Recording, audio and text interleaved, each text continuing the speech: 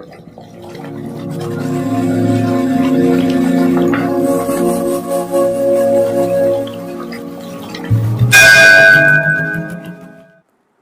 हर महादेव। महाशिव पुराण कथा की सीरीज में आपका स्वागत है। महाशिव पुराण कथा को 7 संहिता और 11 खंडों में विभाजित किया गया है, जिन्हें हम आपको अलग अलग एपिसोड में सुनाएंगे। पिछले एपिसोड में आपने विद्येश्वर संहिता का 11वां अध्याय सुना। इस एपिसोड में सुनेंगे 12वां अध्याय, मोक्षदायक पुण्य क्षेत्रों का वर्णन। काल विशेष में विभिन्न नदियों के जल में स्नान के उत्तम फल का निर्देश तथा तीर्थों में पाप से बचे रहने की चेतावनी। सूत जी बोले, विद्वान एवं बुद्धिमान महर्षियों, मोक्षदायक शिव क्षेत्रों का वर्णन सुनो। तत्पश्चात मैं लोक रक्षा के लिए शिव संबंधी आगमों का वर्णन करूँगा। पर्वत, वन और काननों सहित इस पृथ्वी का विस्तार 50 करोड़ योजन है। भगवान शिव की आज्ञा से पृथ्वी संपूर्ण जगत को धारण करके स्थित है। भगवान शिव ने भूतल पर विभिन्न स्थानों में वहाँ के निवासियों को कृपा पूर्वक मोक्ष देने के लिए शिव क्षेत्र का निर्माण किया है। कुछ क्षेत्र ऐसे हैं जिन्हें देवताओं तथा ऋषियों ने अपना वास स्थान बनाकर अनुग्रहित किया है, इसीलिए उनमें तीर्थत्व प्रकट हो गया है। तथा अन्य बहुत से तीर्थ क्षेत्र ऐसे हैं जो लोगों की रक्षा के लिए स्वयं प्रादुर्भूत हुए हैं। तीर्थ और क्षेत्र में जाने पर मनुष्य को सदा स्नान, दान और जप आदि करना चाहिए, अन्यथा वह रोग, दरिद्रता तथा मूर्खता आदि दोषों का भागी होता है। जो मनुष्य इस भारतवर्ष के भीतर मृत्यु को प्राप्त होता है, वह अपने पुण्य के फल से ब्रह्मलोक में वास करके पुण्य क्षय के पश्चात पुनः मनुष्य योनि में ही जन्म लेता है। पापी मनुष्य पाप करके दुर्गति में ही पड़ता है। ब्राह्मणों, पुण्य क्षेत्र में पाप कर्म किया जाए तो वह और भी दृढ़ हो जाता है। अतः पुण्य क्षेत्र में निवास करते समय सूक्ष्म से सूक्ष्म अथवा थोड़ा सा भी पाप ना करें। सिंधु और सतलज नदी के तट पर बहुत से पुण्य क्षेत्र हैं। सरस्वती नदी परम पवित्र और 60 मुख वाली कही गई है, अर्थात उसकी 60 धाराएं हैं। विद्वान पुरुष सरस्वती के उन धाराओं के तट पर निवास करें तो यह क्रमशः ब्रह्म पद को पा लेता है। हिमालय पर्वत से निकली हुई पुण्य सलिला गंगा 100 मुख वाली नदी है। उसके तट पर काशी, प्रयाग आदि अनेक पुण्य क्षेत्र हैं। वहाँ मकर राशि के सूर्य होने पर गंगा की तट भूमि पहले से भी अधिक प्रशस्त एवं पुण्यदायक हो जाती है। सोनभद्र नदी की 10 धाराएं हैं। वह बृहस्पति के मकर राशि में आने पर अत्यंत पवित्र तथा अभीष्ट फल देने वाला हो जाता है। उस समय वहाँ स्नान और उपवास करने से विनायक पद की प्राप्ति होती है। पुण्य सलिला महानदी नर्मदा के 24 मुख्य स्रोत हैं। उसमें स्नान तथा उसके तट पर निवास करने से मनुष्य को वैष्णव पद की प्राप्ति होती है। तमसा के 12 और रेवा के 10 मुख हैं। परम पुण्यमयी गोदावरी के 21 मुख बताए गए हैं। वह ब्रह्म हत्या तथा गोवध के पाप का भी नाश करने वाली एवं रुद्र लोक देने वाली है। कृष्णवेणी नदी का जल बड़ा पवित्र है। वह नदी समस्त पापों का नाश करने वाली है। उसके 18 मुख बताए गए हैं तथा वह विष्णु लोक प्रदान करने वाली है। तुंगभद्रा के 10 मुख हैं। वह ब्रह्मलोक देने वाली है। पुण्य सलिला सुवर्ण मुखरी के 9 मुख कहे गए हैं। ब्रह्मलोक से लौटे हुए जीव उसी के तट पर जन्म लेते हैं। सरस्वती नदी, पंपा सरोवर, कन्याकुमारी, अंतरीप तथा शुभ कारक श्वेत नदी, ये सभी पुण्य क्षेत्र हैं। इनके तट पर निवास करने से इंद्रलोक की प्राप्ति होती है। सह पर्वत से निकली हुई महानदी कावेरी परम पुण्यमयी है। उसके 27 मुख बताए गए हैं। वह संपूर्ण अभीष्ट वस्तुओं को देने वाली है। उसके तट स्वर्गलोक की प्राप्ति कराने वाले तथा ब्रह्मा और विष्णु का पद देने वाले हैं।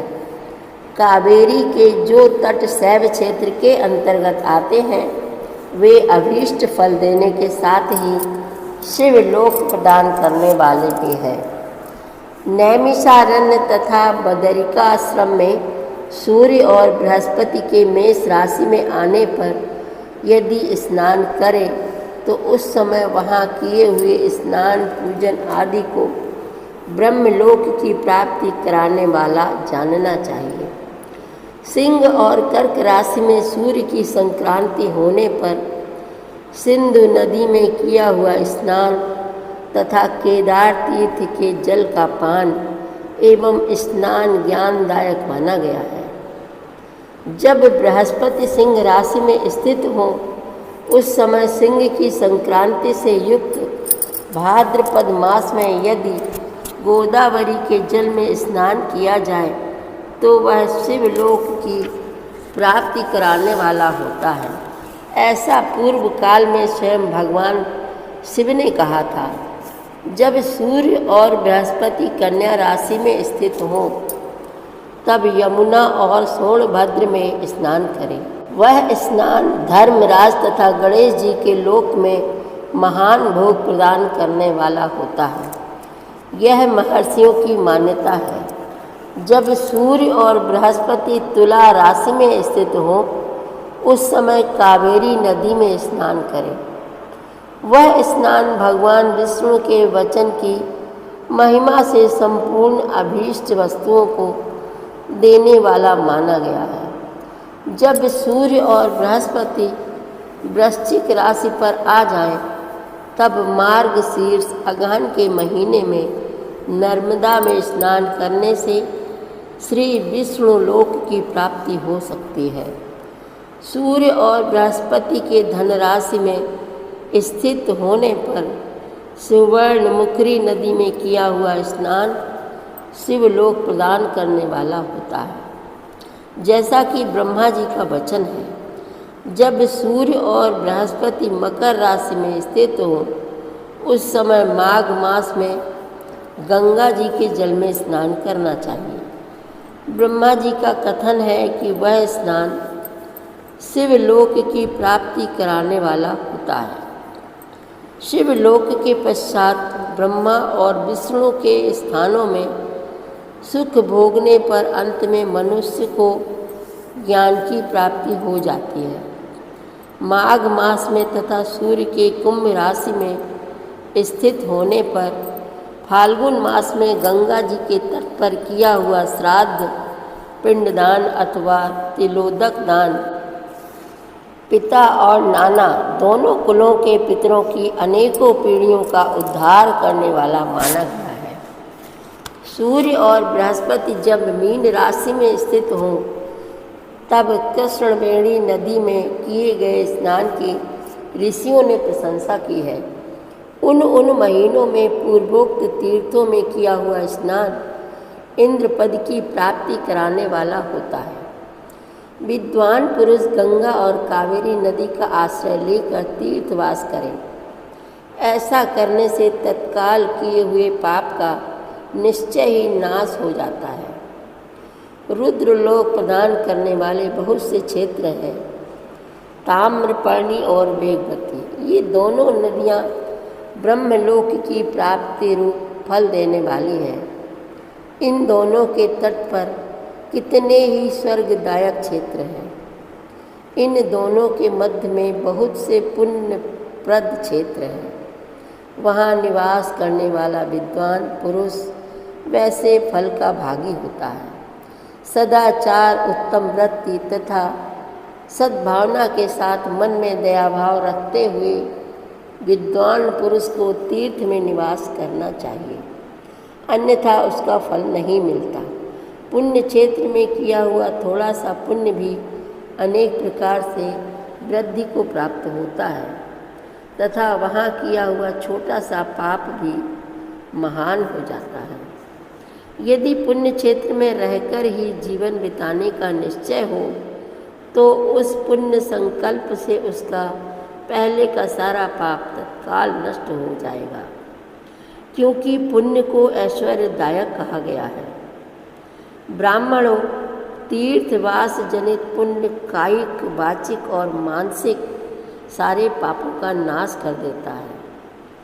तीर्थ में किया हुआ मानसिक पाप वज्र लेप हो जाता है, वह कई कल्पों तक पीछा नहीं छोड़ता। वैसा पाप केवल ध्यान से ही नष्ट होता है, अन्यथा नहीं। वाचिक पाप जब से तथा कायिक पाप शरीर को सुखाने जैसे कठोर तप से नष्ट होता है। अतः सुख चाहने वाले पुरुष को देवताओं की पूजा करते और ब्राह्मणों को दान देते हुए पाप से बचकर ही तीर्थ में निवास करना चाहिए। 12वां अध्याय समाप्त। आगे की कथा आप अगले अध्यायों में, अगले एपिसोड में सुनेंगे। संपूर्ण शिव महापुराण कथा की सीरीज में शामिल होने के लिए आप हमारे चैनल अपनी विरासत को सब्सक्राइब कर लीजिए और वीडियो को लाइक शेयर करना मत भूलिएगा। हर हर महादेव।